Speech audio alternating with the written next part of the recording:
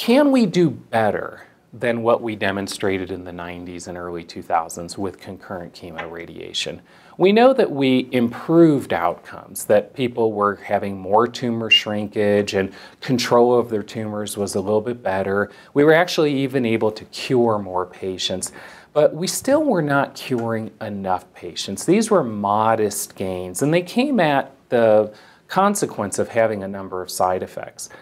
So we hypothesized that perhaps patients just needed more systemic therapy.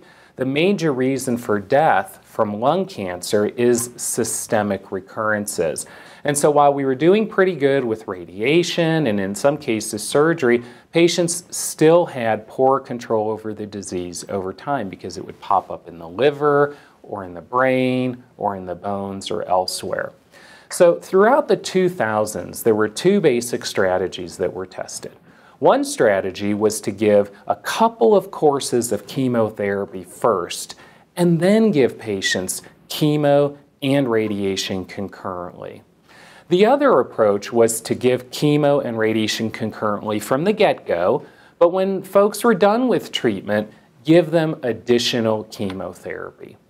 Both of these strategies were studied in multiple groups on multiple continents over about a 5 to 10 year period of time.